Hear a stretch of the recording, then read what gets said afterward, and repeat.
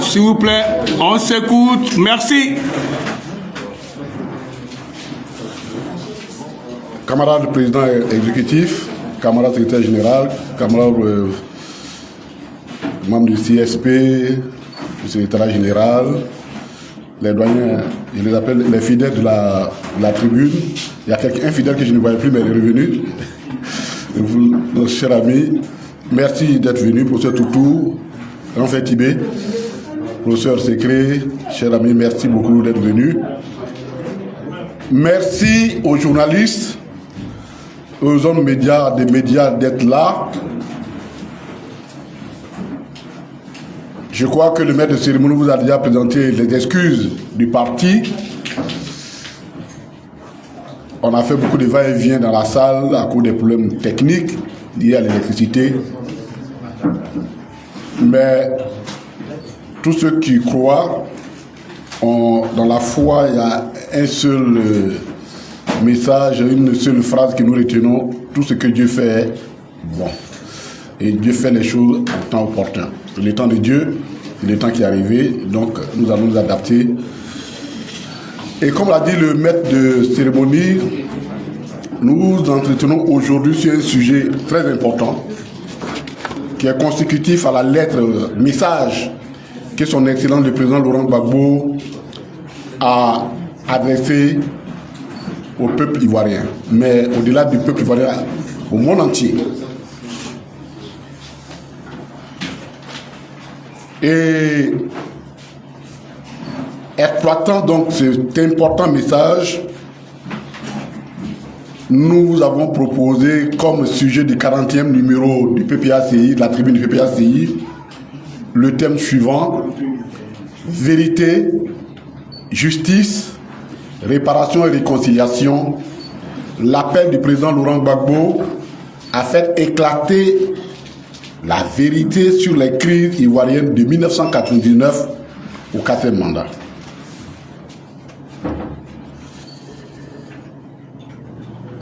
Je voudrais, au nom du PPACI, saluer la présence des journalistes et on leur a dit exprimé nos regrets pour tout ce qui a pu se passer. Avant d'aborder le sujet, je voulais revenir sur un sujet que les négateurs des évidences essaient de justifier une position qui n'a aucun sens. Ça concerne la question de l'acquittement du président Laurent Gbagbo. On entend beaucoup de choses se dire sur ça. Comme si c'est le président Laurent Gbagbo, le droit doit changer. Je voudrais annoncer ici que certainement la prochaine tribune va porter sur le procès du président Laurent Gbagbo. Je crois qu'on n'a pas suffisamment exploité et les gens s'amusent avec. Et on entend dire: tu es acquitté, ça ne veut pas dire que tu es innocent, que tu n'as rien fait. On entend des gens dire ça. Je voudrais me prendre 5 minutes pour leur expliquer ce que c'est que l'acquittement. Je vais le dire dans des mots, choisir les mots qu'il faut pour se faire comprendre. Et je vais illustrer ça par des faits très simples pour que ceux qui ont du mal à comprendre parfois le langage juridique puissent le comprendre.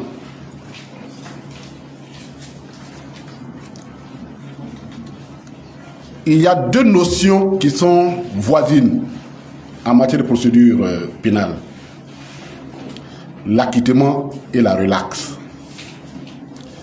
La relaxe, elle est prononcée par les tribunaux correctionnels, c'est-à-dire pour les délits, pour ce qu'on appelle pour les délits.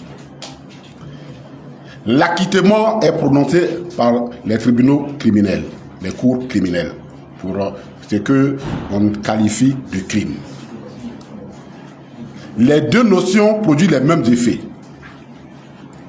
C'est-à-dire quand on est acquitté, on quitte le statut de simple présomption d'innocence au statut d'innocent définitif.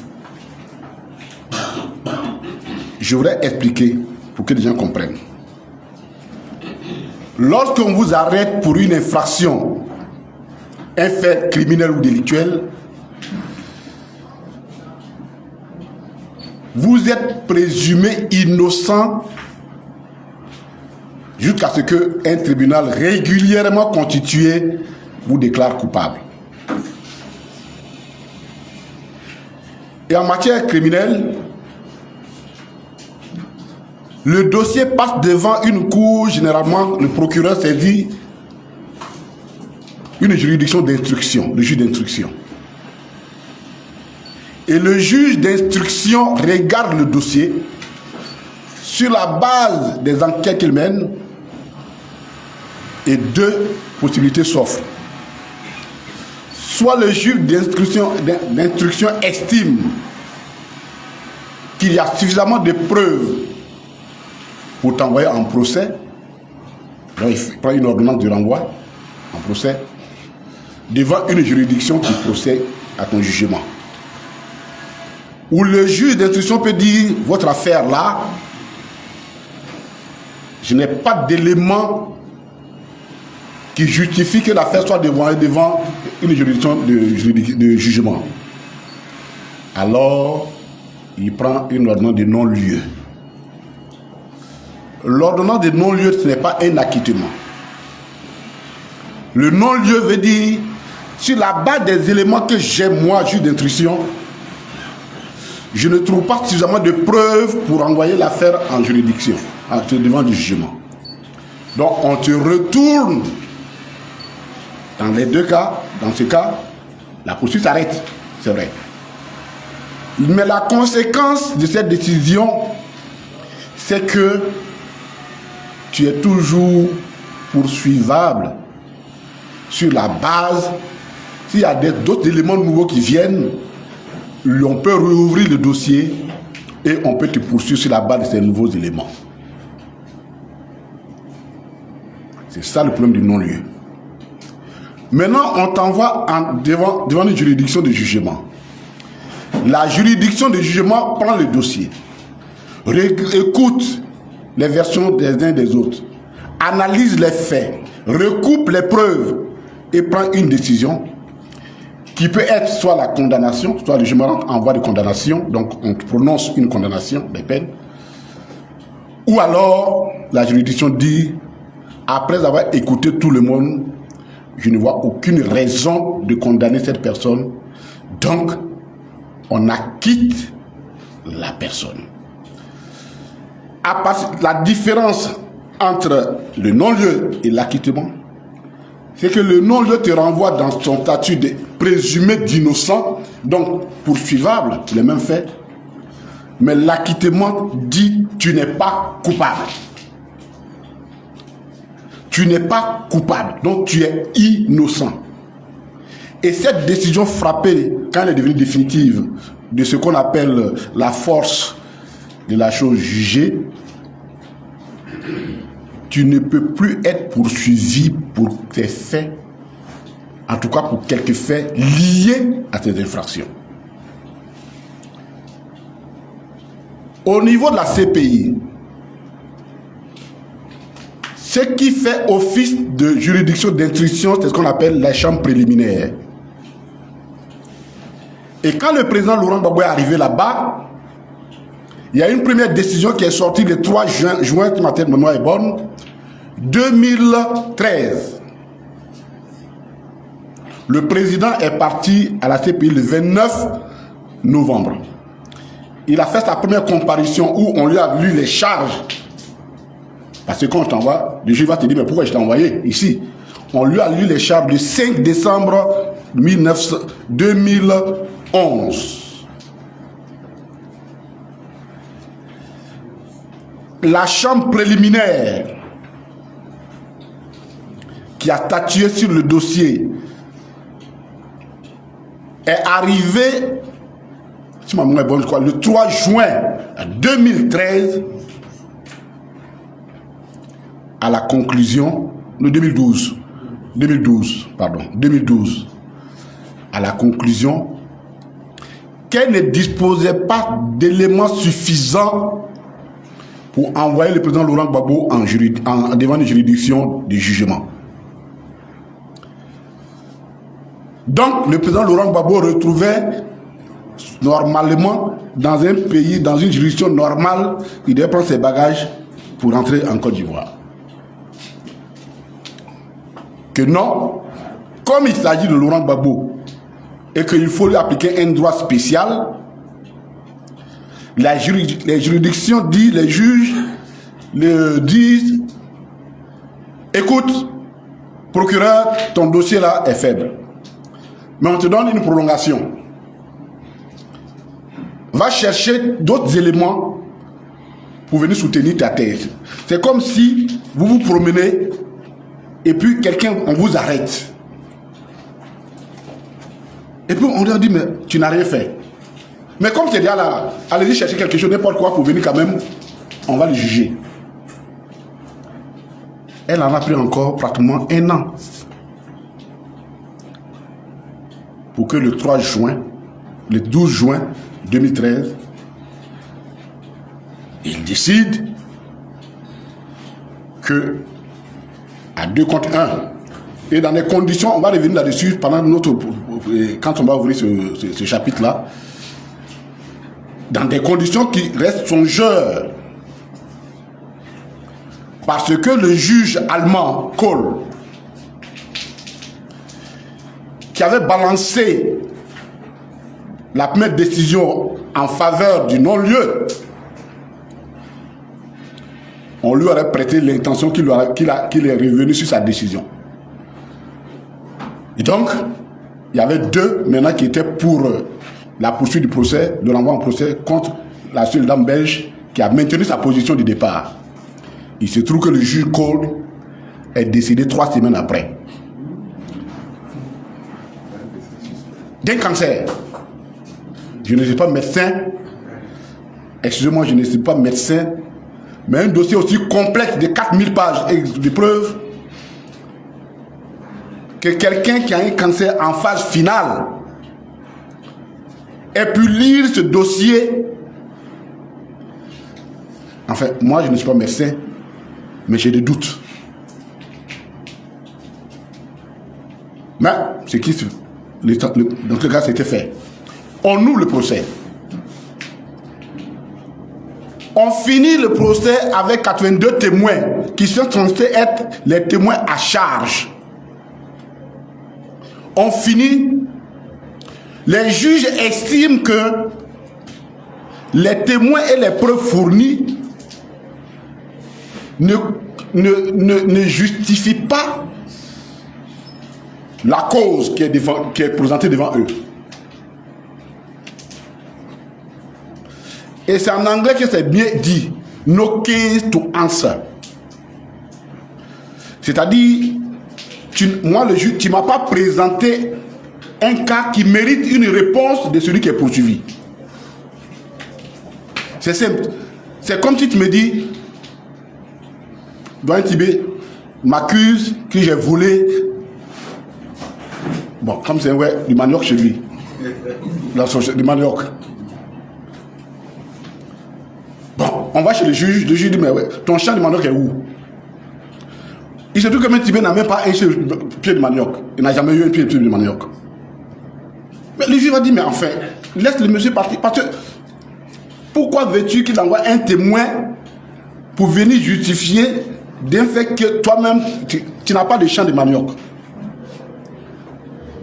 Donc, tu n'as pas un cas à présenter.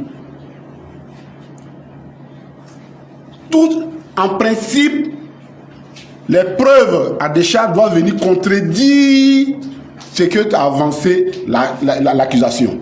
Mais tu ne nous as même pas présenté un cas qui me justifie. C'est que les juges reviennent déjà à ce qui avait été dit. Donc, ouvrez le débat sur cette affaire. Les débats s'ouvrent. Et les juges arrivent à la conclusion qu'effectivement ils ont raison, il n'y a pas de cas à défendre, puisque le cas qu'on a présenté ne repose sur rien. Donc, ça n'existe pas. Le cas n'existe pas. C'est ce que ça veut dire en français terre à terre. No case to answer. Et là, le débat va s'ouvrir. Donc, ils acquittent le président et Charles Blé Goudé. Ils sont acquittés. C'est-à-dire qu'ils sont innocentés. C'est là le procureur de la CPI va faire appel pour dire non. Il faut peut-être dire qu'ils sont... comment on l'appelle? Il faut prononcer un non-lieu. Mais les juges disent non, le non-lieu là, il n'y a pas de non-lieu devant une juridiction de jugement. C'est en instruction. Mais pourquoi elle se battait pour ça? Alors qu'elle avait refusé le non-lieu, elle se bat pour que les juges prononcent un non-lieu après le jugement. Parce qu'elle voulait toujours maintenir le président Laurent Gbagbo sous l'effet de la présomption, sous l'effet d'une éventuelle poursuite. Et donc, le président a été acquitté. C'est-à-dire, pour les faits, les charges qu'on avait mis sur lui, génocide, viol, crime contre l'humanité, tout ces mots, parce que crime de guerre, parce que dans la réalité, il y a la qualification et on prend des faits pour illustrer la qualification. C'est-à-dire, je dis, il a fait ça, ça ce sont la qualification des faits. Maintenant, quels sont les faits qui me permettent de dire? Il y avait l'histoire de la marche du 16 décembre, il y avait la marche des femmes du 8, il y avait l'histoire du marché Siaka, et puis un événement qui a eu lieu à Yopougon après l'arrestation du président. Ce n'était que des éléments pour illustrer la charge. Mais ce n'est pas ça, c'est pas pour ça. Ce ne sont que des éléments pour illustrer ce pourquoi on le poursuit. Mais quand tu dis, par exemple, et je vais finir par là, pour ne pas aller plus loin, que devant un juge, que le président Gbagbo a fait un génocide, donc il visait, le génocide, c'est pour que tu as visé des personnes bien précises, un groupe de personnes bien précises, soit pour ses origines ethniques, ou religieuses, ou politiques. Je simplifie ça. Et que tu dis qu'on a envoyé une bombe et allait exploser sur le marché Siaka Kone à Bobo. Mais il faut que tu prouves que ce marché-là, il n'est fréquenté que seulement par les personnes qui étaient visées. Mais en Côte d'Ivoire, c'est quel marché qui est visé par un seul groupe? Donc, ton narratif et puis l'objectif poursuivi, non, ça ne dit pas. Ça ne tient pas. Voilà comment le président est acquitté. Et comme les Ivoiriens aiment bien l'humour, j'ai lu quelque part, et je vais finir par là pour ceux qui n'ont pas bien compris. Acquittement, on dit, les noms que j'ai cités, ce n'est que des hasards. Hein. À Logwale, chez les Yacouba, il y avait un monsieur qui s'appelait Mabré Toakeuse. Son cousin s'appelait Bakongos, Vagondo. Ce sont des noms, hein, c'est des noms qui sont des coïncidences. Hein. Et puis, ils avaient leur neveu qui s'appelait... j'oublie son nom.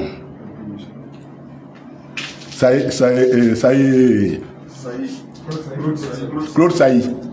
Ce ne sont que des noms des choses.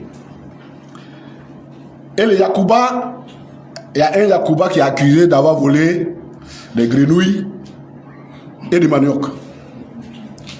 On envoie l'affaire à Mans pour le juger à Mans. Ben le juge, c'est un xénophobe. Lui, il ne peut pas comprendre qu'on puisse envoyer quelqu'un devant lui pour une affaire de grenouilles et de choses. C'est très précieux chez eux, mais ce n'est pas précieux chez nous. Et donc, les gars, ils jugent. Et il dit non, je relâche le monsieur. Allez, les Yacouba ne sont pas contents parce que c'est très précieux chez eux. Ils font appel de l'affaire à moi. Mais quand on a relaxé, on a appelé son parent, Mabré Toakeuse, qui ne parle pas bien le français, et c'est Vagondo qui est son interprète, pour lui dire, ah, on a fini, hein, c'est fini, il va rentrer. Le procureur, c'est un ouais. Lui, il connaît ce que ça veut dire, l'histoire de grenouilles et de manioc. Il fait appel, l'affaire à Daloa. Et il maintient les Yacouba sur le show. Claude Sailly avait déjà appelé son père Wagonde pour dire ah, il a été libéré, hein, il arrive. Le soir, on l'a maintenu encore. Ils ne comprennent pas. Ils disent, mais on dit que c'est fini, c'est quoi cette affaire? Et quand l'affaire est arrivée à un appel, le juge, c'est un gros, s'appelle Toby. Lui aussi, il ne comprend pas qu'on puisse emmerder les gens avec que ce soit les grenouilles de manioc. Et il déclare, il dit non, l'affaire est définitivement close, il jette l'appel. On appelle donc, Claude appelle Wagonde pour dire à Mabry que on a arrivé. Mais le vieux dit à son il dit, mais la dernière fois on nous a dit qu'on l'a libéré et puis il est resté. Est-ce qu'il a quitté Mans? Mais comme je dis, comme Claude Sailly ne parle pas bien, lui parle le français, mais Wagonde ne parle pas bien le français, Wagonde traduit ce que Mabry a dit pour demander à Claude Sailly, est-ce que le petit là, il a quitté Mans? Il dit, mais a quitté Mans? Il dit oui. On est sur le carrefour de Danané pour aller à chose. Il dit ça moi. Il dit si ça a quitté Mans, c'est que c'est fini. Donc le mot acquittement là, c'est là ça vient, acquittement. C'est fini, c'est définitif. Pour que au moins ceux qui ne comprennent pas ça, j'ai essayé de prendre caricaturer pour rester un peu dans nos traditions africaines ivoiriennes, des alliances, pour caricaturer, pour amener les choses de façon simple, pour que chacun comprenne. Quand on a acquitté quelqu'un, il est innocent pour de bon. Le président Laurent Gbagbo est innocent. Et alors, ça me permet d'aborder maintenant le sujet. Qui est coupable?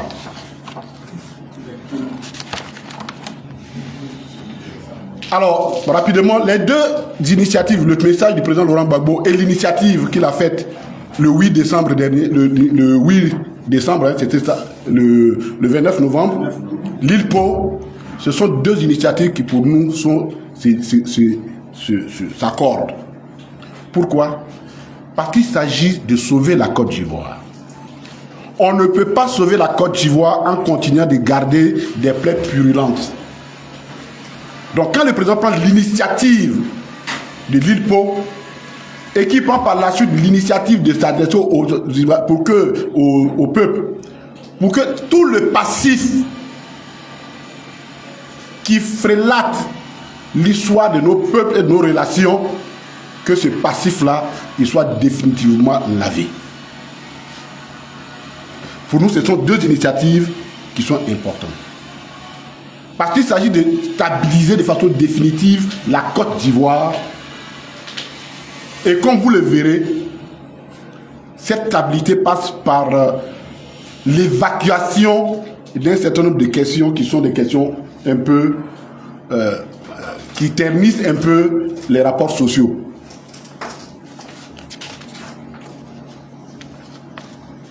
Et du message du président Laurent Gbagbo, nous avons retenu trois choses, trois axes autour desquels nous allons élaborer, nous allons structurer notre intervention. Le premier axe, c'est le rappel des faits de 1999 jusqu'au 4e mandat. Ce sont des faits qui conduisent à un sentiment d'injustice. Deuxième point, donc un sentiment d'injustice qu'il faut évacuer de la Côte d'Ivoire afin d'établir une réconciliation définitive pour les générations à venir. Troisième axe, rappel des faits. On commence par le 24 décembre 1999. Nous avons appelé ça le point de rupture.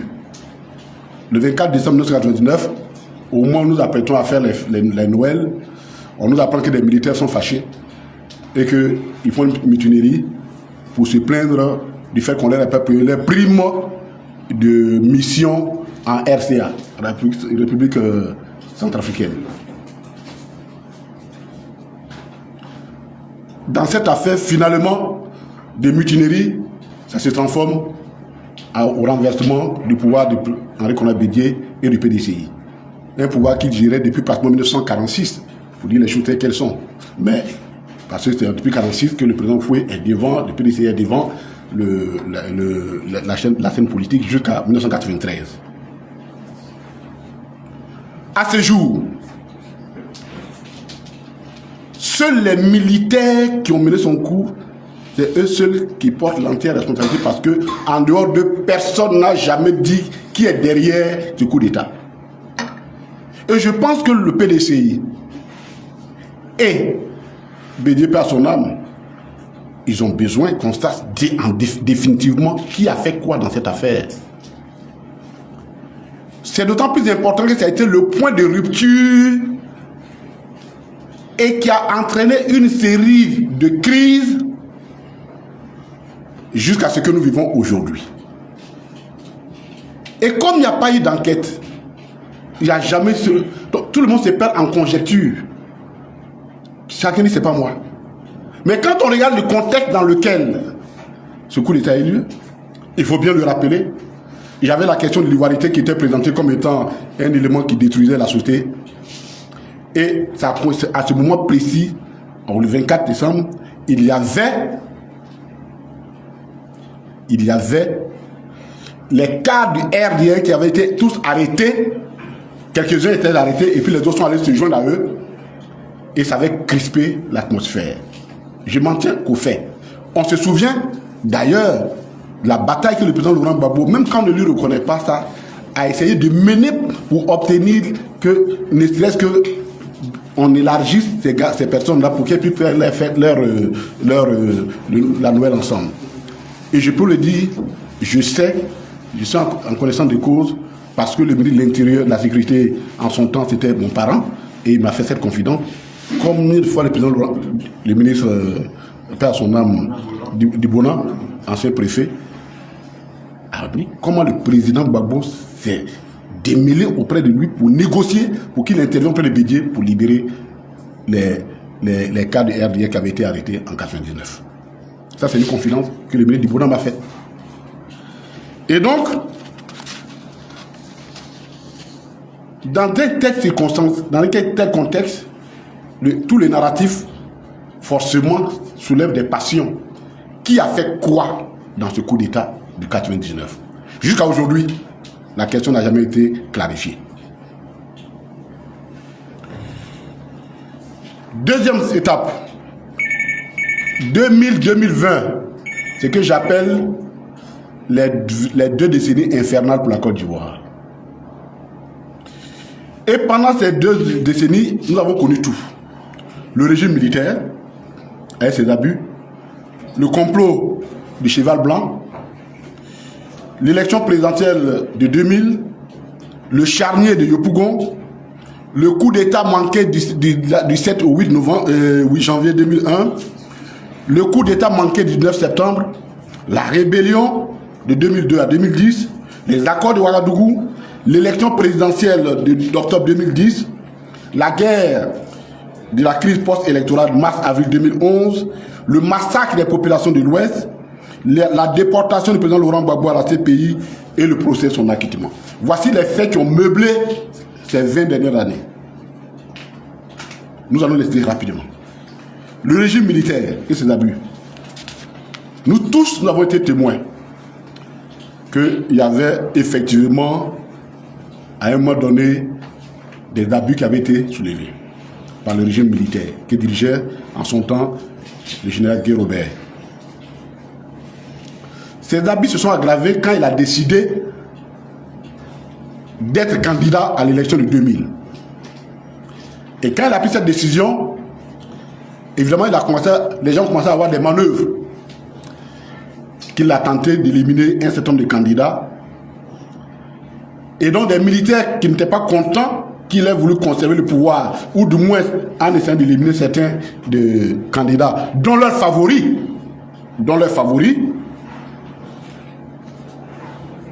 Et c'est là où la focalisation sur la constitution 2000, sur le fameux et où.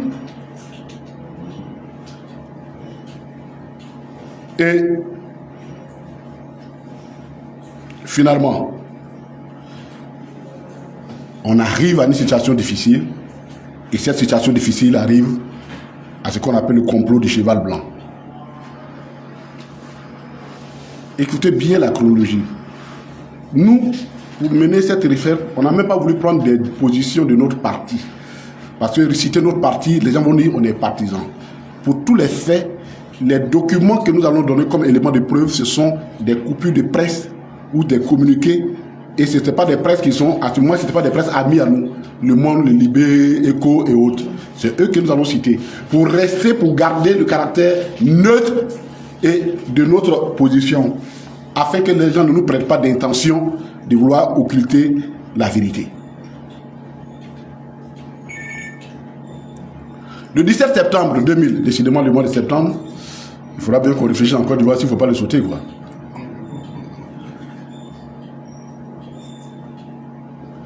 La résidence du chef de l'État, Gueye, est attaquée par des militaires.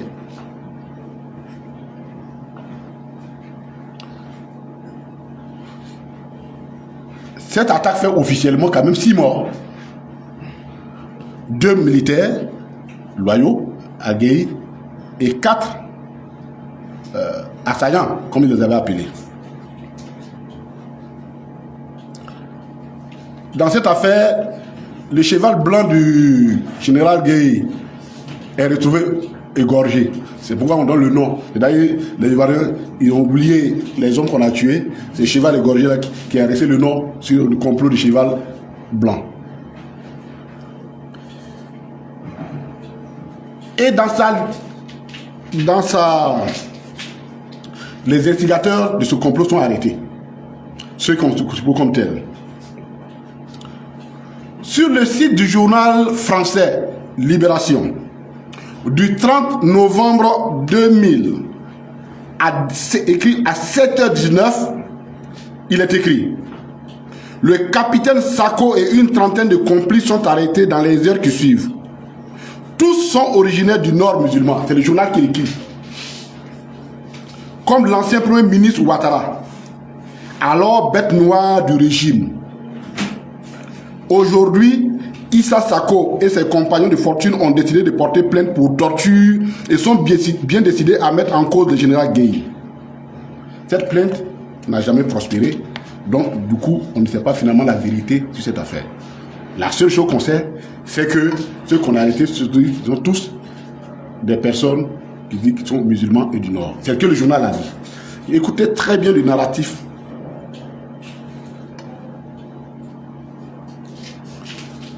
Et c'est dans cette transition-là qu'on organise les élections de 2000. Que le président Laurent Gbagbo appelle même, qualifie de calamiteuse. Pendant ces élections, il y a 2 candidats favoris. Le président Laurent Gbagbo pour le compte du FPI et le chef de la junte, le général Gueye. Les jeunes donnent vainqueur au président Laurent Gbagbo. Et le chef de la junte, appuyé par les militaires, décide de défier le vote des populaires. Il s'ensuit donc une bagarre. Et on arrête le président de la CE, on appelle la Commission nationale électorale. Là, le PEC c'était dedans. Je l'appelais tellement qu'il m'a insulté. C'est lui qui représentait le parti à la CNE. Et puis finalement, il y a une bagarre qui est rangée entre la population, au-delà des militants de notre parti, et les militaires.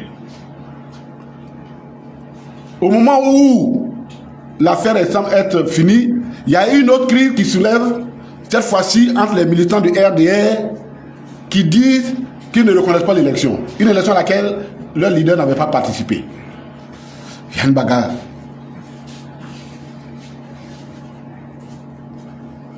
Selon le site Wikipédia, c'est ça, non? Ce jour-là, il y a eu 300 morts en Côte d'Ivoire.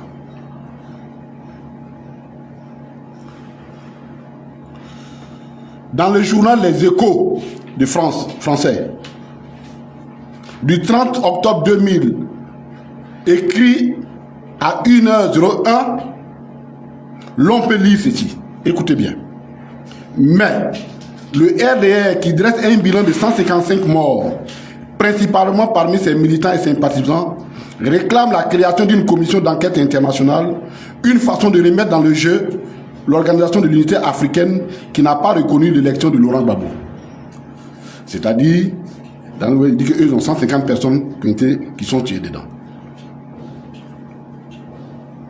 C'est pour tout ça que le président Laurent Gbagbo qualifie ces élections de calamiteuses. Alors qu'il avait à peine fini de prêter serment, et qu'il a même avant reçu les deux leaders de l'opposition significative en son temps, le PDCI présenté par Laurent Gbagbo et le RDR représenté par l'actuel chef de l'État, le président Ouattara, et que nous disions, bon, écoute, je pense que s'ils sont par là pour discuter de leur entrée au gouvernement, qui était un engagement que tous avaient pris à Yamoussoukro devant les présidents Eyadema et Kérékou. Le président ne fait que mettre en application la parole qu'ils avaient donnée. Alors qu'on pensait que tout était fini et que ça allait abaisser le lendemain,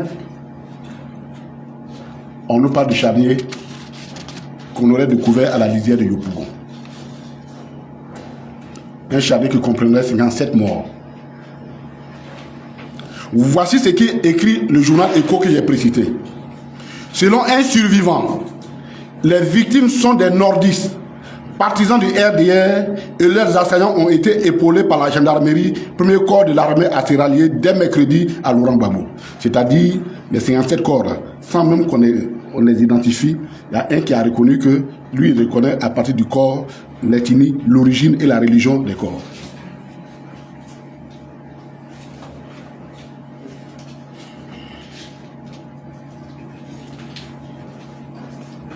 Le président a ouvert une enquête. Les gendarmes ont été cités. Ils sont comparés devant le tribunal et le tribunal les a déclarés non coupables parce que personne n'a prouvé leur implication dans cette affaire.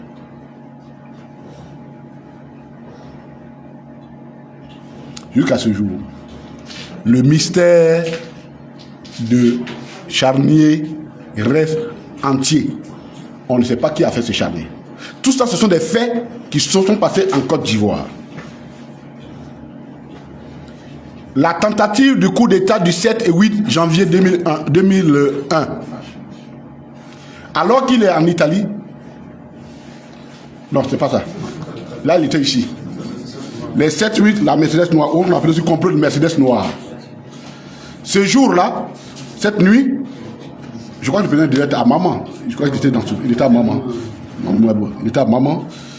On est réveillé avec des tirs. Des gens même à la Béninoise, sont même passés à la radio pour dire qu'ils ont pris surtout à la télévision, tout. Et puis, finalement, ils sont repoussés. Et voici ce qu'écrit le journal Le Monde, qui rend témoin de ça. Le journal Le Monde, du 11 octobre 2002, sur son site, écrit à 010 et modifié le 27 octobre 2021 à 15h33, écrit par Stephen Smith, avec Damien Glaise et Vincent Rigouleux, parce que c'est très important que ces précisions-là. Voici ce qu'ils écrivent. Les 7 et 8 janvier 2001, Ibrahim est impliqué dans le coup de la Mercedes noire. La limousine escortée d'un convoi de 4x4 qui, venant du nord, fait route vers Bouaké, en même temps que des éléments armés à Abidjan, à 450 km au sud, attaquent la résidence du président Laurent Gbagbo. Donc, le journal affirme que, là encore, c'est Ibé qui était derrière cette opération. Jusqu'à aujourd'hui, cette affaire, elle est restée sans explication, sans éclaircissement. Et c'est ça qui va nous envoyer au 19 septembre. Le 19 septembre, tout le monde connaît l'histoire, on ne va pas revenir là-dessus. Mais si cette question, le président Laurent Gbagbo, dans son document, pose dans son document une question bien précise, des questions bien précises. Qui a financé cette rébellion? Une rébellion, ça se finance. S'il est vrai que 2 personnes se sont officiellement combattu pour la paternité de la rébellion. D'un côté, Ibé, et de l'autre, Soro Guillaume, qui lui-même a fait un livre pour justifier cette rébellion. Des questions restent. Qui a financé cette rébellion? Quel a été le rôle joué par certains pays, notamment la France et le Burkina Faso? De Blaise Compaoré. Il y a eu des conséquences de cette rébellion. Les casses des agents de la BCAO, de Bouaké, de Man et de Korogo, jusqu'à aujourd'hui, il n'y a pas de classement là-dessus.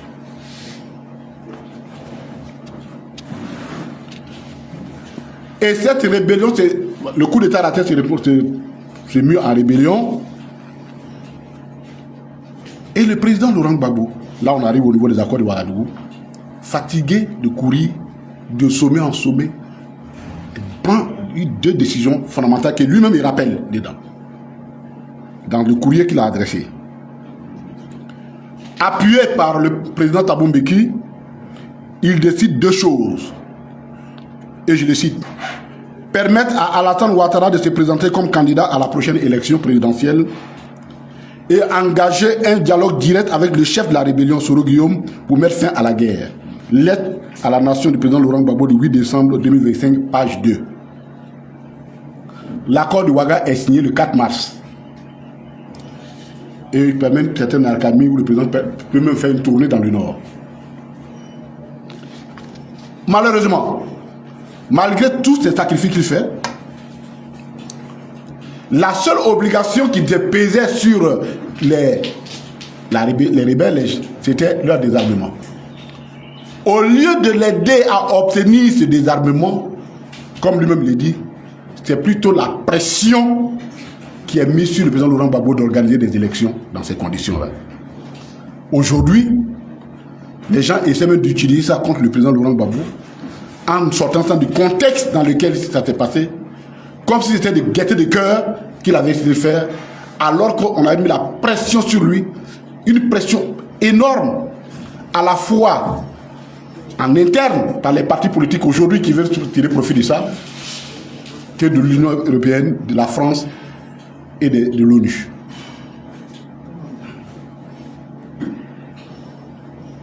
Aujourd'hui, les gens, des êtres me disant, veulent utiliser ça contre le président Laurent Gbagbo.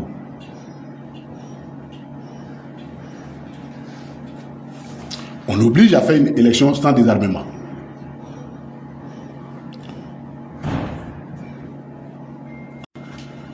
Donc, on sait la suite. On fait organiser des élections. Et puis, un contentionnel dont le règlement est prévu par les mécanismes internes. Le contentieux est porté devant le Conseil constitutionnel qui tranche en faveur du président Laurent Gbagbo. Comme ça se fait dans tous les pays. Quand on n'est pas content, on va devant un juge. Et le président du Conseil constitutionnel siège, donne raison au président Laurent Gbagbo. On pensait que l'affaire close, et je cite encore le président Laurent Gbagbo, alors que le débat semblait clos, quand Alassane Ouattara, son ami Nicolas Sarkozy, président français et le représentant de l'ONU, mirent en cause les résultats proclamés par le Conseil constitutionnel et décidèrent qu'Alassane Ouattara était le vrai vainqueur. Laurent Gbagbo, lettre à la nation le 8 décembre 2025, page 3. Malgré son appel au recomptage des voix pour régler ce contentieux, c'est plutôt la guerre qu'on lui offre. La guerre post-électorale du 2011 et ses nombreuses séquelles. Selon le rapport Bani, il y a eu 3248 morts. Le rapport Bani allait plus loin, mais je parle de la période concernée.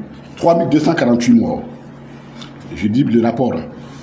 Et ces chiffres se composent, selon la commission de Bani, de 1069 morts attribués au camp Gbagbo, 727 morts attribués au camp Ouattara et 1069 morts non attribués. C'est-à-dire, on ne sait pas qui les a tués. Bon, je crois que si vous réfléchissez bien, vous n'êtes pas, il ne fallait pas trop contrebalancer les chiffres. Bon, lui, on ne sait pas qui les a tués. Pour la même période, l'ONUCI pourtant avait dit n'avoir enregistré que 462 morts. Jusqu'à aujourd'hui, aucune enquête judiciaire n'a été menée pour établir, ne serait-ce que de façon irréfutable, la liste des personnes qui ont été tuées et établir, situer les responsabilités. Jamais, il n'y a pas d'enquête. Et c'est dans ça qu'il y a le massacre des Oué. Dans un communiqué rendu public le 9 avril 2011, l'ONG Human Rights Watch, l'on peut dire, les forces loyales au président élu Ouattara ont tué des centaines de civils et violé plus de 20 femmes et filles perçues comme appartenant au camp de son rival, Laurent Gbagbo. C'est pas moi qui l'ai dit, hein. C'est pas le père qui le dit, c'est pas le secrétaire général de notre parti qui le dit. Je suis en train de lire un rapport de Human Rights Watch. Et incendié au moins 10 villages dans l'ouest de la Côte d'Ivoire. Site de Human Rights Watch du 9 avril 2011, publié à 8h57 et que nous avons consulté du 10 décembre 2025 à 14h16. Quand vous faites un document, c'est des choses, il faut les préciser pour ne pas qu'on vous prête des choses, qu'on vous prête des choses. Un article du journal Le Monde intitulé Adjokwe, le choc d'un massacre de grande ampleur en Côte d'Ivoire, publié le 7 avril 2011 à 19h11 et modifié le 8 avril 2011 à 11h47, rend public un extrait d'un communiqué du Comité international de la Croix-Rouge, CICR, qui écrit que au moins 800 personnes auraient été tuées le 29 mars lors de la violence intercommunautaire dans le quartier Carrefour de la ville de Djokwe. C'est le CICR qui l'écrit, ce n'est pas nous qui le disons.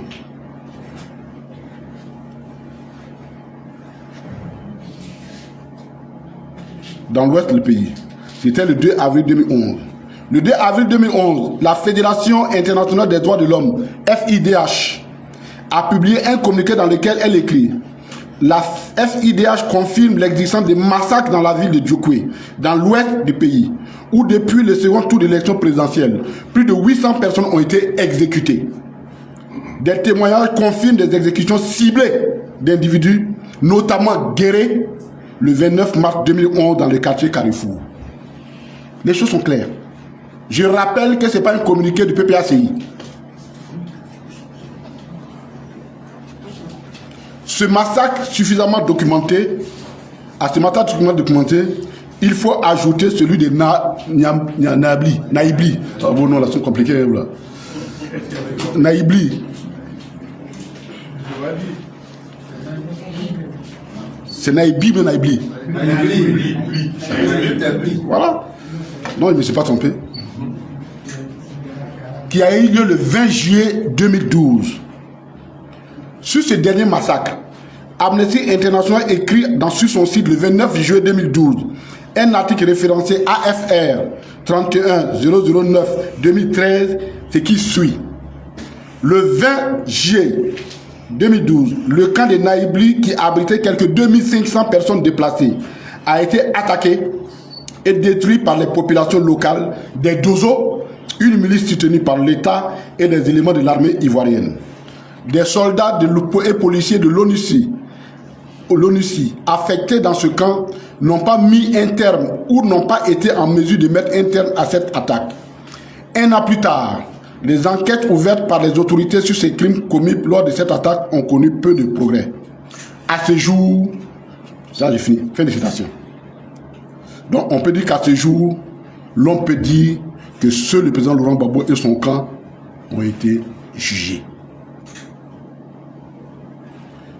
On arrive au jugement. Le 29 novembre, ça je l'ai déjà fait, je ne vais pas revenir là-dessus. Après un passage dans les pénombres de Kourougo, dans une maison, il dit qu'il ne voyait même pas la lumière. Il est déporté un matin hivernal, et Dieu seul sait que l'hiver néerlandais. avait une petite chemise comme s'il allait à maman et qui était pratiquement 33 degrés pour aller à moins 5 degrés, moins 3 degrés. Ce monsieur-là, c'est un survivant. Pour ne pas dire c'est un revenant. Et donc, lui, il arrive là-bas le 29.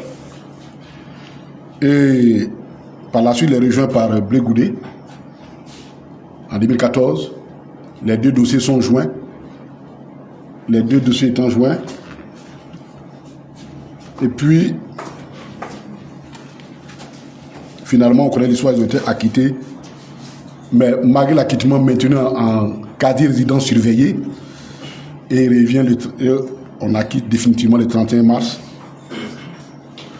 Jusqu'à aujourd'hui, malgré son acquittement, le président Laurent Gbagbo continue de subir les conséquences de la crise de 2000, comme s'il était le seul de 2010, puisque c'est sur cette base-là, sur la base d'un prétendu braquage de la BCEAO, que la BCEAO ne reconnaît même pas, qu'aujourd'hui, le président Laurent Gbagbo est exclu.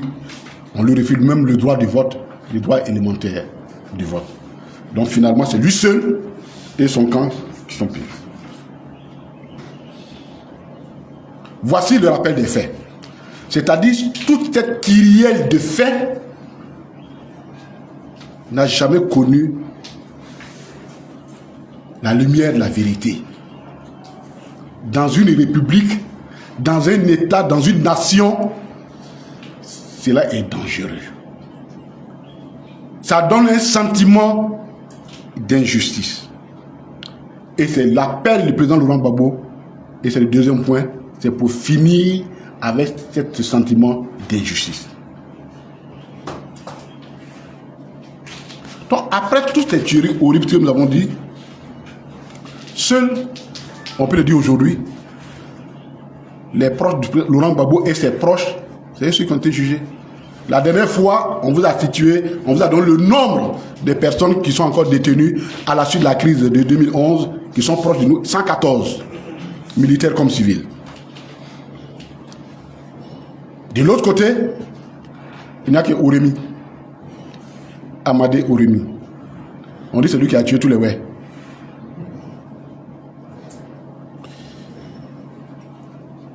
Et le tribunal correctionnel, le tribunal criminel l'a condamné à perpétuité, je ne sais même pas s'il vit encore, à perpétuité, et l'a reconnu coupable des faits de crimes contre les populations, pillage, séquestration, meurtre, etc. commis dans la ville de Djokwe. Ils ont tout fait pour ne pas prononcer le mot génocide. Et je vous explique. Parce qu'un génocide, c'est un complot. Le génocide suppose un plan. Donc si même l'avocat, son avocat, Maître Seriba, avait demandé qu'on qualifie les faits de génocide, ils n'ont pas, c'est-à-dire qu'ils ont pris tous les éléments constitutifs du génocide, mais ils n'ont pas prononcé le mot génocide. Parce qu'en prononçant le mot génocide, c'est comme si tu reconnaissais qu'il y avait, ça se prépare, donc c'est un complot, il y a une organisation qui est mise en place. Forcément, ça va ouvrir d'autres choses.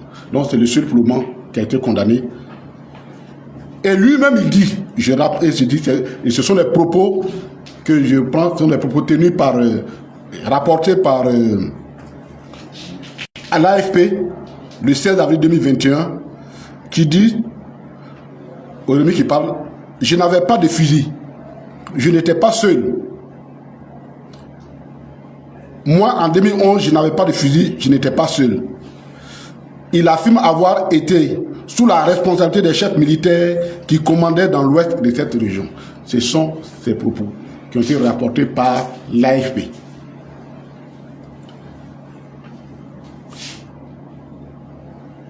Mais aucun de ces militaires n'est venu. Alors, j'ai interrogé l'avocate hier. Je lui ai dit, mais qu'est-ce qui s'est passé? Parce qu'elle a cité ces personnes-là pour qu'elles viennent à la barre, en tant que témoin. Alors, il semble que le procureur en son temps, je parle de celui actuel, le procureur en son temps, a dit qu'il a tout fait, mais n'a pas pu faire venir ces personnes à la barre pour témoigner.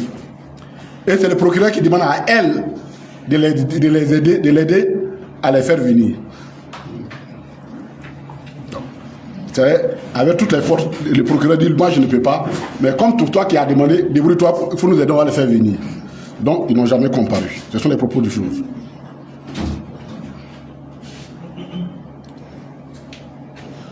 Selon Maître Sirikba, propos recueillis et rendus publics par le journal Le Monde, elle pense que Amadé n'est responsable qu'en partie. C'est injuste de lui faire endosser la responsabilité tout seul de ce qui s'est passé à Djokwe. Ce procès ne nous a pas permis d'élucider ce qui s'est passé à Djokwe, de sorte que trop de zones d'ombre font encore réfléchir. Ce sont les propos de Maître Sirikba rapportés par le journal Le Monde. Et elle n'est pas la seule à réfléchir. La FIDH, elle aussi, a fait communiquer sur cette question. Et dans ce cas, elle émet aussi des réserves sur un certain nombre de points. Elle dit ceci, la FDIH.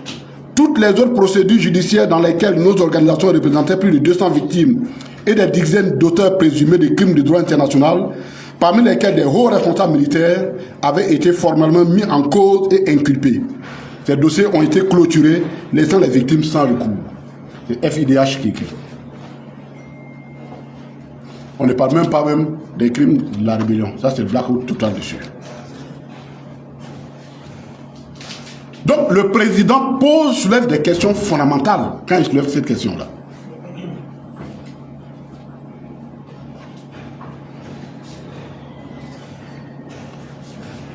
Et la question qu'il soulève, ce n'est même pas lui qui la soulève. Et c'est là que je vais répondre à une certaine personne qui dit non, est-ce que le président Laurent Gbagbo a le droit de saisir la CPI? Est-ce que, parce que la CPI, effectivement, il y a des modalités pratiques. Ce sont les États membres ou quelques associations, les États membres, mais le procureur aussi a l'initiative des poursuites. Mais le président Laurent Gbagbo, il n'a pas envoyé une affaire au tribunal, à la CPI. Déjà, la chambre préliminaire, lorsqu'elle autorisait le procureur à ouvrir une enquête sur la situation en Côte d'Ivoire, avait instruit le procureur de lui fournir également toutes les informations dont il disposerait concernant la rébellion. C'est dans la décision qui a été prise par la chambre préliminaire qui autorisait Ocampo à ouvrir un procès ici, une enquête. Donc, déjà, la CPI avait déjà mentionné ça.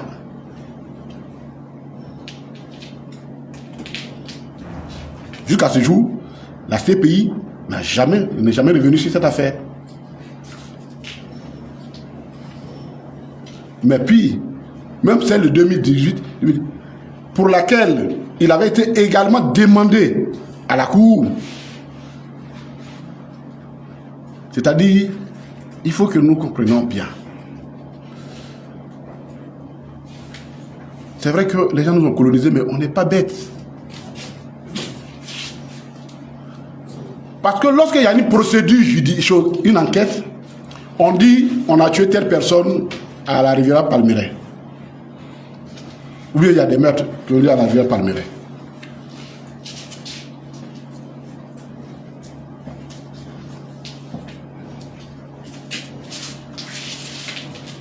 À la Palmeraie. Et puis, l'officier de police judiciaire qui vient, on veut l'enquête, il dit non, moi, ceux-là, je vais faire une enquête séparée. C'est telle famille, j'ai la soupçon, c'est elle qui a fait.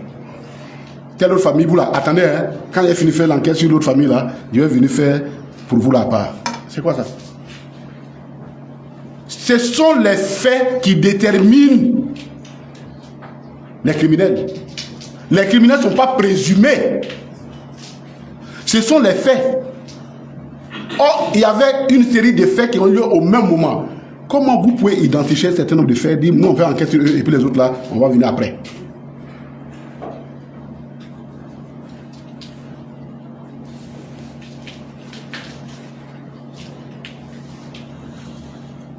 Donc, le président Laurent Gbagbo Il n'a pas créé, il n'a fait que rappeler les responsabilités, l'engagement pris par la CPI. Il n'a pas porté plainte. Je dis qu'il n'a pas... Il a fait que dire à la CPI ce que vous devez faire. Et il n'est pas seul. Il n'est pas seul.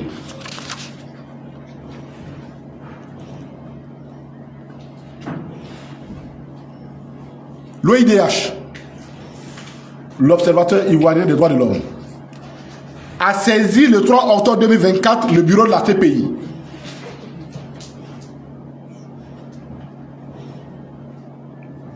Pour le relancer sur la situation de la Côte d'Ivoire. Voici ce qu'écrit le bureau de la du procureur le 20 novembre 2024, la réponse comme réponse.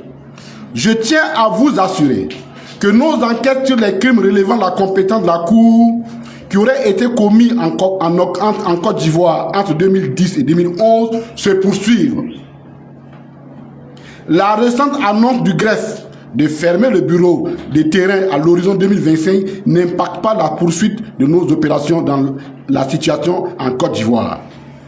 Notre bureau est sensible aux attentes de justice et de vérité des victimes de la crise post-électorale et du peuple ivoirien et à l'intérêt du public des progrès dans nos investigations.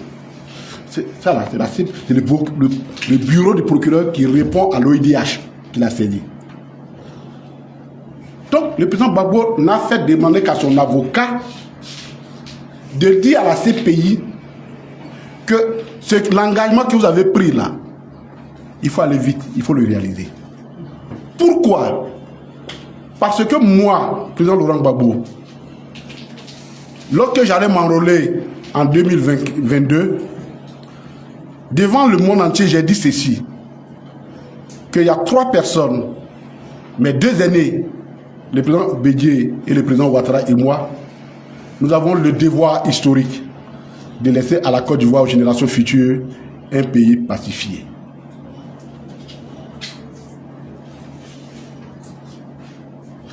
Quand le président le dit, il ne le dit pas seulement parce que ces 3 personnes ont occupé les hautes fonctions, c'est vrai, les plus hautes fonctions de l'État, mais c'est parce qu'elles sont tous des acteurs importants de cette période-là.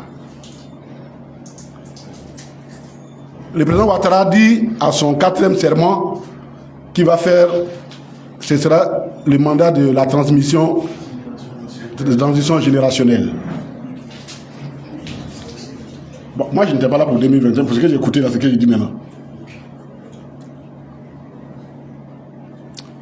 Le président Gbagbo ne fait que le rappeler. Pour dire on ne peut pas laisser à des générations un pays où il y a une partie de la population qui a le sentiment d'être exclue,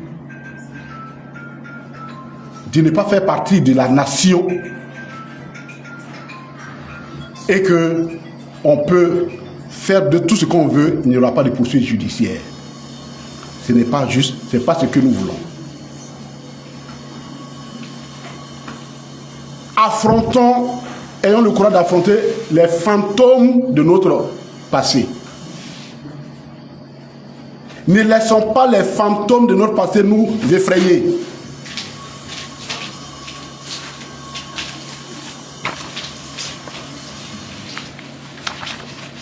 Il faut les vaincre.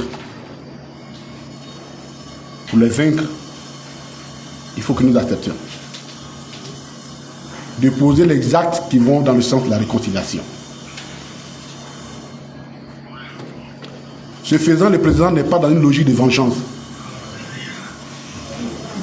En droit, dans une société, la justice n'est jamais un instrument de vengeance.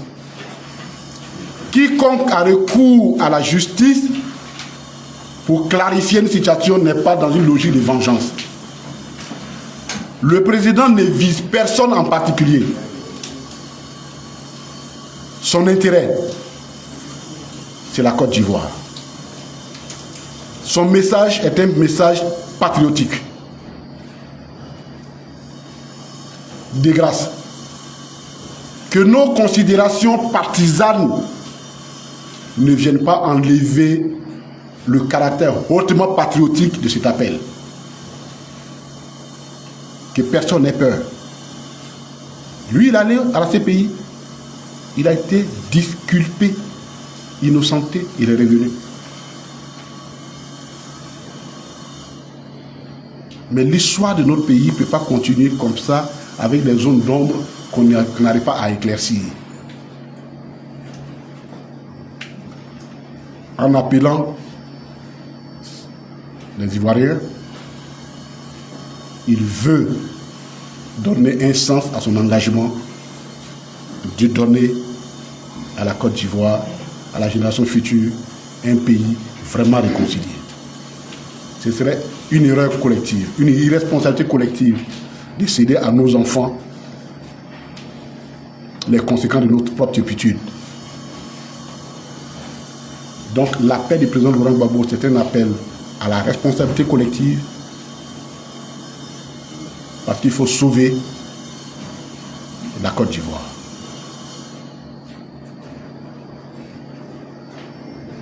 Il faut restaurer la Côte d'Ivoire. Et dans tout ça, l'élément clé de la requête du président Laurent Gbagbo, c'est la question des massacres de l'Ouest. Une telle situation, c'est une plaie purulente qui ne peut pas rester sur le front de la République et de la nation. Tôt ou tard, si ça ne s'est pas évacué, ça ressurgira. Et généralement, je vais finir par là, l'histoire montre très souvent qu'il y a des crises qui naissent à des périodes lointaines, sans que l'on ne sache l'épicentre de ces crises-là, l'épicentre historique de ces crises. Et ces crises-là, généralement, elles ont lieu au moment où même les acteurs ne sont plus présents. Et le monde se tourne, mais pourquoi les gens sont arrivés là? Je vous en prie, lisez le rapport du procès de Isegui sur le Rwanda. Vous comprendrez pourquoi il ne faut pas s'amuser avec ce genre de choses, parce que les rancœurs se transmettent de génération en génération. Et lorsque la chaîne des rancœurs ne s'arrête pas, vous êtes en train de préparer une mine explosive pour les générations à venir. Que Dieu nous sauve. Que Dieu sauve la Côte d'Ivoire. Pour une fois encore, le président Laurent Gbagbo nous montre le chemin. Il ne vise personne. Il a mis une Côte d'Ivoire totalement réconciliée. Que Dieu nous bénisse. Je vous remercie.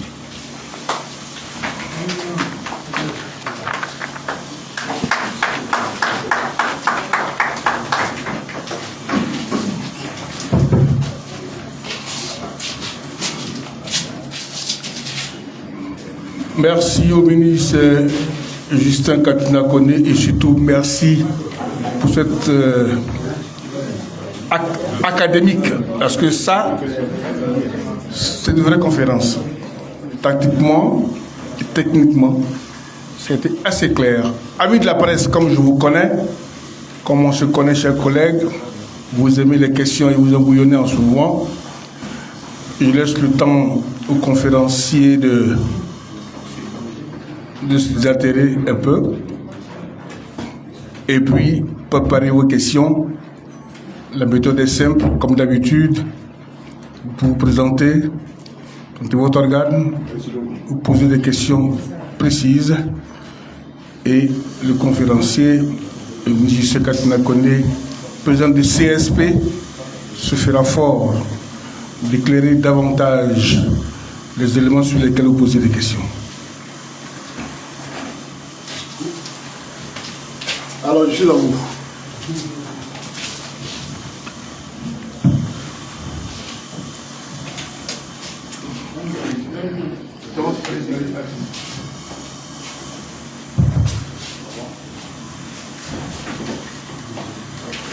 Monsieur le ministre. Bonsoir. Je suis Corson Sabo du journal La Nouvelle Alliance. Depuis la publication du courrier du président Laurent Gbagbo, ils sont nombreux. Ceux de l'autre côté, c'est de qui s'agit, qui trouvent que la publication de ce courrier-là est opportun en cette période où Alassane Ouattara a été investi. Peu l'heure au point de vue. Merci.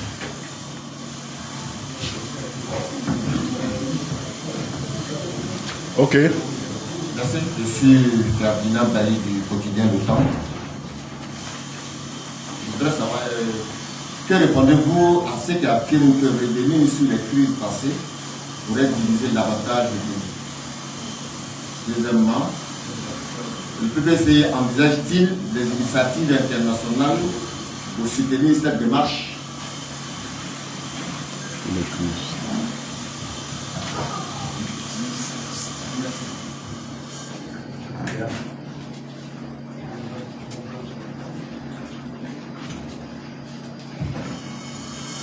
Bonsoir, monsieur Samuel Tadio,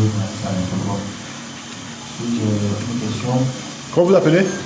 Samuel Tadio, journaliste à l'Infodrome. Ok. Le PPACI réclame aujourd'hui la vérité sur la rébellion, alors que Guillaume Soro, chef politique de cette rébellion, est désormais membre du Front commun.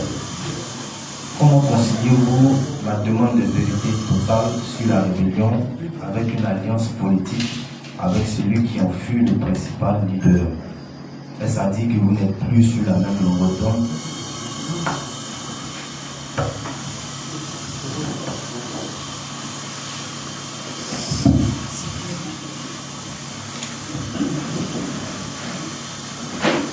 Je suis dans nos pays du canal de Chili. J'ai une question. Quelqu'un m'a répondu à la suite de la lettre du président Gbagbo que le président Gbagbo avait amnistié les ex-rebelles. Et puis aujourd'hui, il demande encore qu'un procès soit ouvert, que la CPI ouvre le dossier sur la rébellion. Est-ce que c'est cohérent? Deuxième question, qui a intérêt à ce qu'on ne sache pas la vérité sur toutes les crises que vous venez de citer? Qui a intérêt à ce qu'on ne sache pas la vérité sur le coup d'État de 1999? Qui a intérêt à ce qu'on ne sache pas la vérité sur la rébellion et puis les autres crises qui y sont liées? Merci.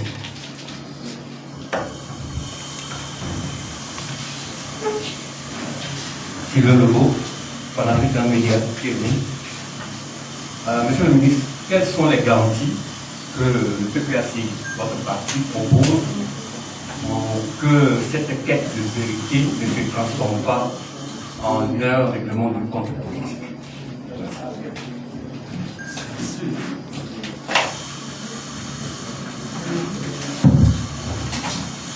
Bonsoir, monsieur le ministre. Ah, voilà, il y a des femmes qui vont parler. Oui. Voilà, merci beaucoup. Je suis Déborah Goré de l'agence de presse Alerte Info. Ok. La première question va aller un peu dans le sens de l'intervention, la question du premier intervenant. Pourquoi une publication, on va dire, pourquoi une lettre maintenant?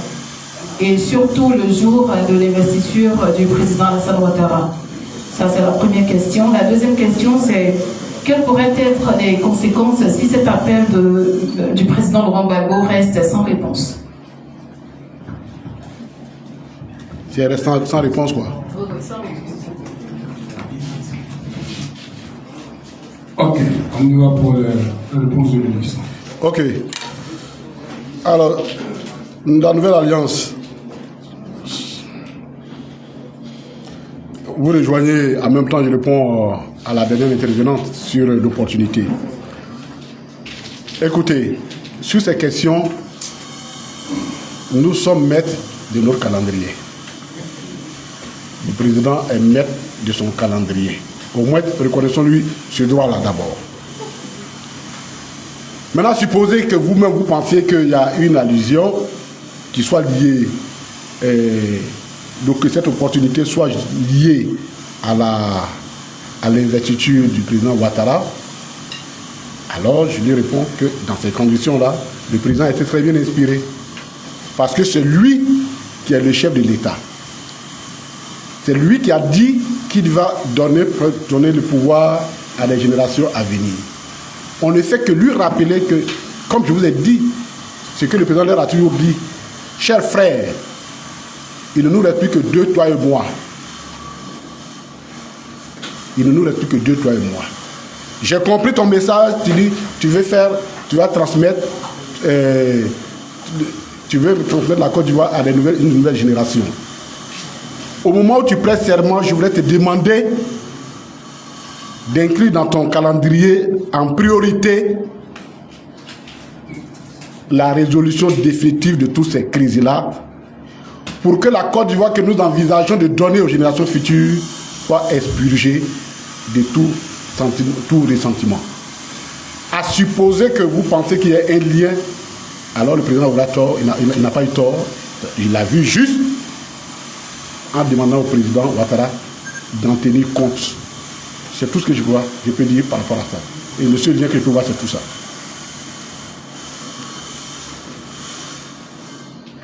Alors, que revenir, ça c'est Ferdinand qui dit, revenir sur les crises, envenimer la situation, ainsi de suite, les crises passées. C'est justement l'erreur. Tout à l'heure, je vous ai parlé des fantômes, nos fantômes.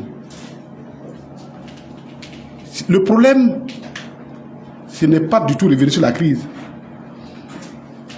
Je rappelle que dans un État, dans une république, en tout cas, ceux qui ont réfléchi l'État depuis les Grecs jusqu'aux Romains, et que nous continuons aujourd'hui, le pouvoir qui est censé unir, c'est le pouvoir judiciaire. C'est pourquoi nous avons toujours dit que les magistrats ont une responsabilité énorme. Parce que nous, les politiques, la politique, elle est fondamentalement conflictuelle. Il n'y a pas de... Elle n'est même pas mauvais. La dynamique, l'idéal de la politique, c'est le conflit permanent.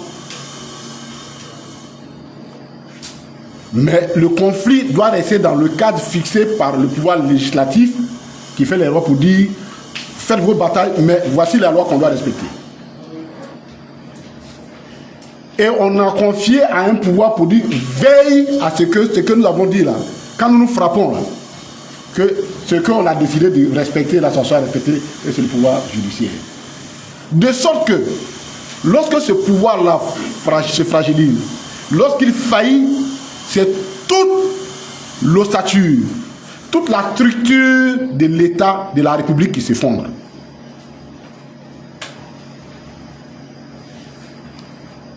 Donc, demander à la justice de faire la lumière sur une situation, au contraire, c'est de réconcilier. Parce que là où la politique sépare, la justice est appelée à unir. Voilà le problème. C'est pourquoi le président Laurent Gbagbo n'est pas allé voir les chefs BT pour venir me clarifier cette situation-là. Il n'est pas allé voir les chefs Baoulé, il n'est pas allé chez les Maou, c'est beau. Il est dit, allons-y voir les magistrats, les juges, qu'ils soient en interne ou à l'international. On a un sentiment d'injustice et ce n'est pas bon pour une république. Le dire, ce n'est pas entraîner la séparation. C'est pourquoi je vous ai dit, nos fantômes, même les plus violents, il faut que nous les affrontions et il faut qu'on les vainque.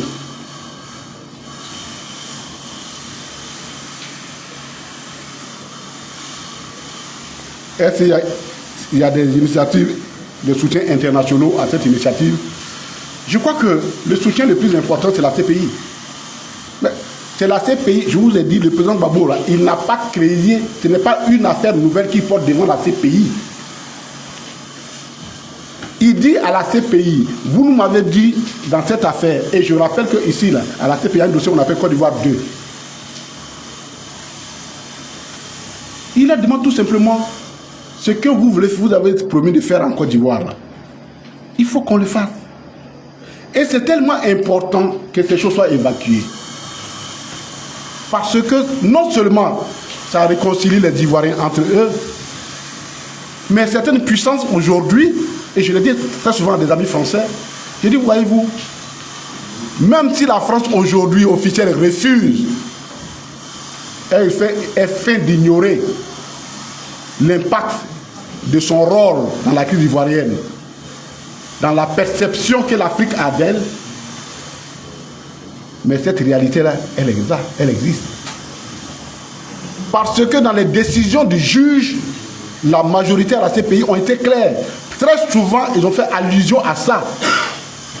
Comment l'opinion en Côte d'Ivoire perçoit le rôle de la France et de l'ONU en Côte d'Ivoire. Or, on a besoin d'évacuer tout ça pour que nos rapports se normalisent. Donc, les premières initiatives, c'est un appel collectif, et la CPI, c'est l'organisation internationale par excellence, c'est le tribunal international. D'autres ont servi la CPI, mais c'est pour que toute la communauté soit attirée, l'attention de la communauté soit attirée sur cette situation-là. Est-ce que Soro Guillaume... Alors, rappel, Soro Guillaume, le GPS ne fait pas partie du Front commun. Première chose. C'est vrai que il y a pour des questions bien précises, l'organisation des élections propres, ainsi de suite, il y a une convergence de vues, mais le Front commun n'a pas été créé pour lutter contre, pour préserver l'impunité. Le Front commun a été créé pour une histoire bien précise. Et je ne crois pas, les questions que le président a posées, c'est des questions bien précises. Et je pense que le président Soro lui-même, il doit se poser ces questions. Finalement, comme je suis en exil, mais la rébellion là même là, j'ai gagné quoi dedans même? Si je n'ai rien gagné, mais qui est le bénéficiaire? Et donc, qui a financé la rébellion? Je pense que lui aussi, les questions que le président Laurent Gbagbo a posées l'intéressent. Les réponses l'intéressent aussi. Donc, il n'est pas visé. Ce n'est pas lui qui est visé. Puis de toute façon, lui-même, il a déjà publiquement revendiqué être chef de la rébellion. Donc, il n'y a rien à cacher sur lui. Mais c'est tous ceux qui sont derrière, parce que quand même, le président toujours le dit. Il dit quand même, Soro, il venait de quitter l'université. Ah, même si on dit. Donc, voilà. Donc, il n'est pas visé, puisque de toute façon, lui-même s'est déclaré déjà comme étant responsable de la rébellion. Mais c'est toutes les mains qu'on soupçonne d'avoir guidé et financé que l'on cherche. Dans cette affaire, il y a la culpabilité et il y a la responsabilité. Les deux se jouent ici.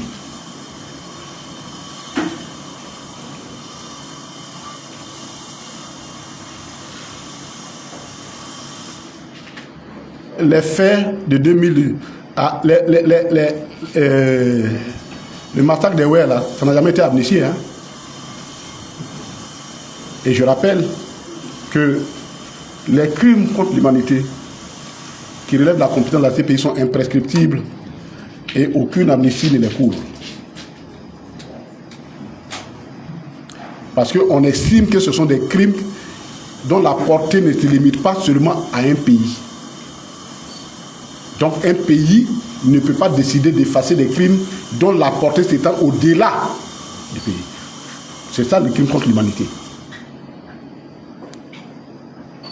Donc, sur ce point-là, je suis désolé, l'amnistie ne fait pas opposition à la requête du président de l'Assemblée. Dans tous les cas de figure, il appartient à la CPI de décider ce qui a lieu de poursuivre ou pas, si l'amnistie tient. Mais je rappelle, je vous ai donné la lettre de réponse qui a été faite par la CPI à l'OIDH. Vous voyez le contenu. Qui a intérêt à ce qu'on ne sache pas la vérité? Nous tous, on se pose la même question. Nous tous, on se pose la même question. Et c'est pourquoi le président rappelle la CPI. Je n'ai pas la réponse. C'est sûr, la CPI pourra nous dire certainement la réponse.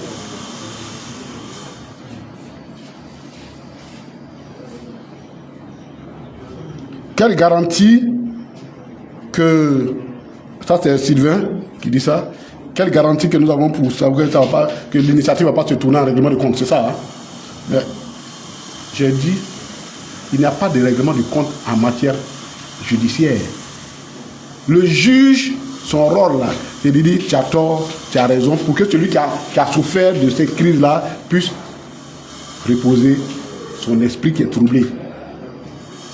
Donc, s'il s'agissait d'une initiative, il dit, nous là, on cherche de nous-mêmes. Le président dit, je demande à la justice.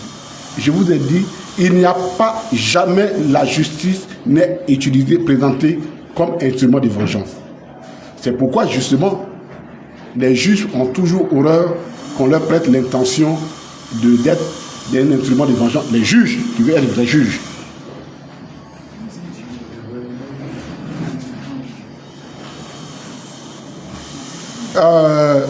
Madame, je crois que je vous ai répondu déjà à la première question, qui rejoint celle de Dagor, c'est ça? Il reste la dernière question de savoir quelles pourraient être les conséquences au cas où... Madame, voyez-vous, c'est pourquoi nous demandons que cette question ne soit pas traitée sous l'angle purement avec un regard partisan. Si nous continuons de poser cette question avec un regard partisan, nous allons laisser percevoir la portée historique de cette démarche-là.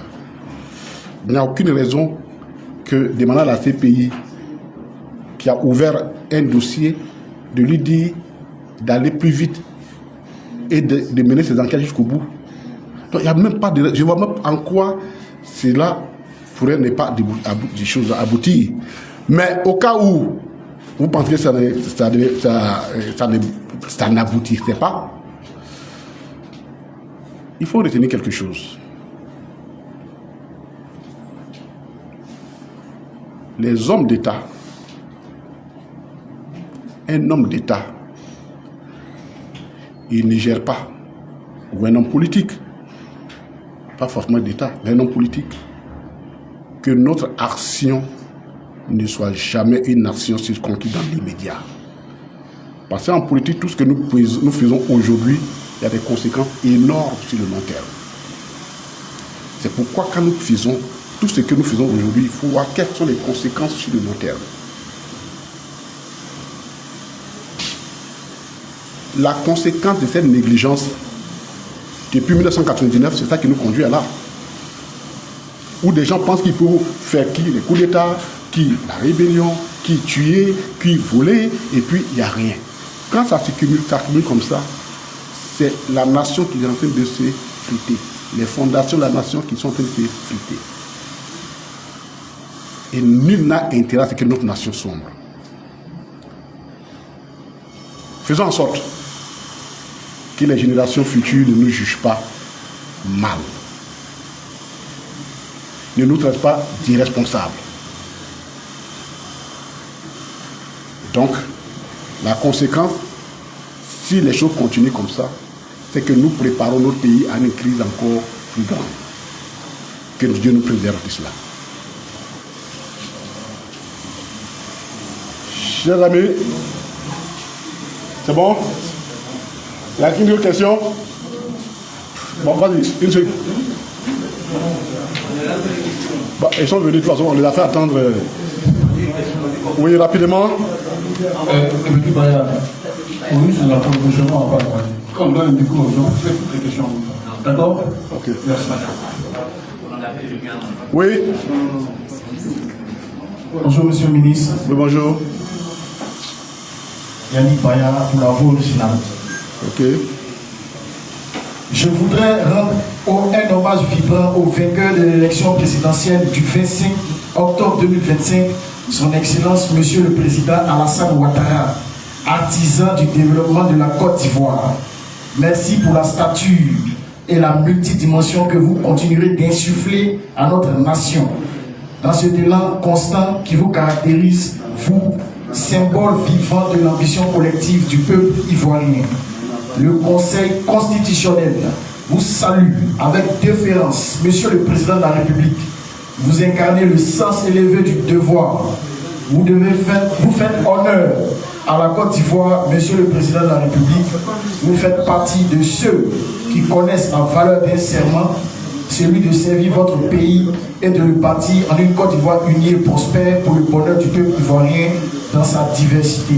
Les vœux ardents de réussite et de plein succès du Conseil constitutionnel vous accompagnent, Monsieur le Président de la République. Monsieur le ministre, vous l'imaginez bien, cette déclaration ne vient pas de moi. Elle est de la présidente du Conseil constitutionnel.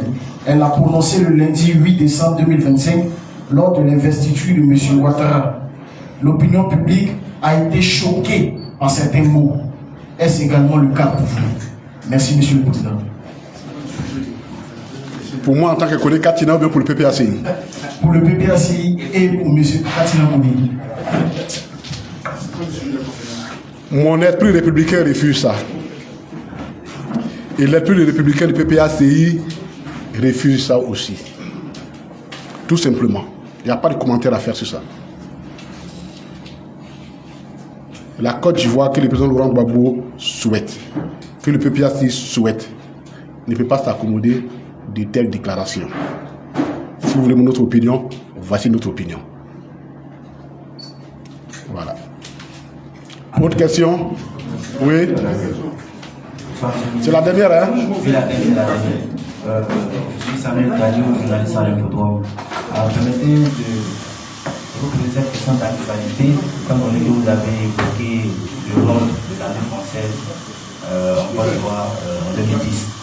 Alors, récemment, il y a eu une tentative de coup d'État au Bénin et il a été dit que des forces spéciales françaises se sont déplacées de la Côte d'Ivoire pour aller opérer dans ce pays-là. Selon vous, cela démontre encore une fois que l'armée française n'est pas partie comme les gens ont tendance à le dire. Merci beaucoup. Bon, l'évidence est là. Si elle a intervenu, qu'elle n'est pas partie.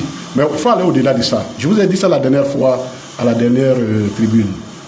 Chers amis, j'ai lu tout à l'heure, hier l'interview de Achille Bembe sur la question, qui est quelqu'un qui réfléchit beaucoup sur l'Afrique. Et il a dit quelque chose. Les coups d'État en Afrique vont devenir de plus en plus nombreux.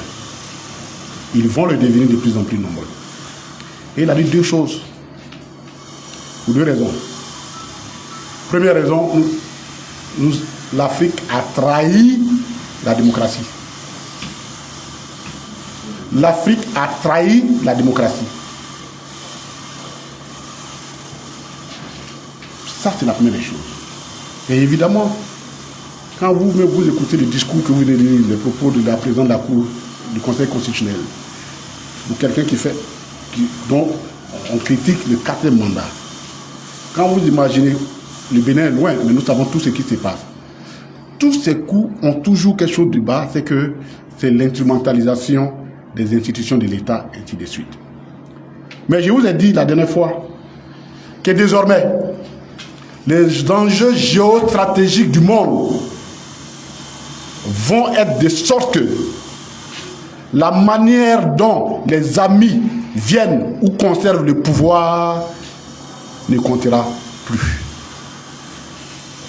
Chers camarades, ceux qui se battent pour les libertés en Afrique, qui se battent pour la souveraineté africaine, il nous faudra retrousser les manches. Oui. Vous pensez que c'est par hasard qu'aujourd'hui la France ne peut pas conclure, arrêter un budget? Ça fait 2 ans dans son pays. Aucune catastrophe n'est tombée en France. C'est le changement des paradigmes en Afrique et ailleurs. Et vous avez écouté des colonels français qui disent, même s'il faut faire la guerre. Lorsque j'étais au Ghana, il y avait l'histoire des gilets jaunes en France. Et des amis avaient écrit, ils étaient heureux de les soutenir. Moi, je les soutenais aussi. Mais j'ai dit, attention, la note ce que réclament les gilets jaunes, la note sera payée par l'Afrique. Et j'ai donné l'image. Dans une clairière, lorsque les enfants de Lyon crient famine, Les biches à côté ne doivent pas applaudir la main, ne doivent pas applaudir. Parce que pour nourrir ses enfants, le lion est obligé d'attaquer les biches. Les enjeux géostratégiques qui se déroulent aujourd'hui, avec la multipolarisation, messieurs les journalistes, chers amis, il faut que nous ayons tous conscients de cela. Ça change tout le paradigme de nos luttes.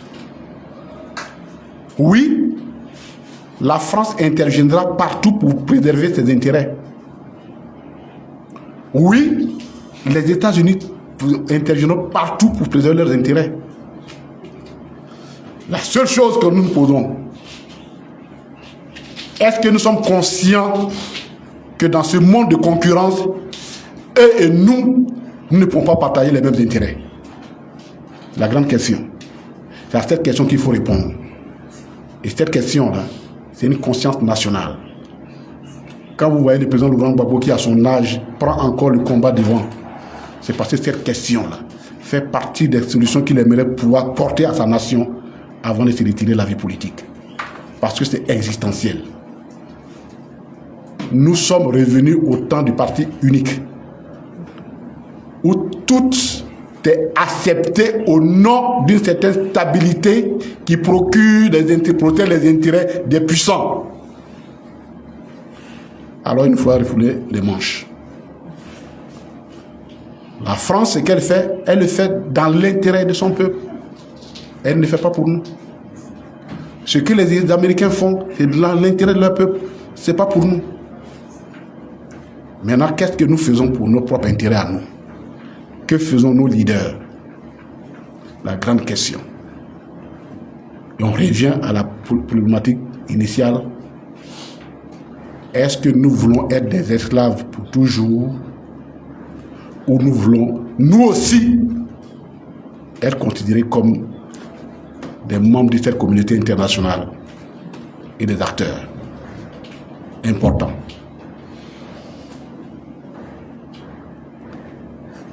Nos ressources sont à la fois notre richesse, ressources naturelles, mais à la fois notre peine, nos douleurs et nos liens de servitude. Si nous ne nous donnons pas la conscience du peuple qui se bat, c'est la seule leçon qu'il faut retirer de ce qui se passe dans la sous-région actuellement. Nous, au PPACI, nous sommes pour nous battre. Ça nous a coûté ce que ça nous coûte. La prison, l'exil forcé, la CPI. Mais c'est pour que les Ivoiriens et les Africains un jour se regardent et disent, nous aussi nous sommes des humains, membres de cette communauté, nous n'accepterons pas que des gens viennent déterminer pour nous, nos intérêts pour nous. Eux, ils se battent pour nos intérêts. Nous, le président Laurent Gbagbo nous demande de nous battre pour nos intérêts.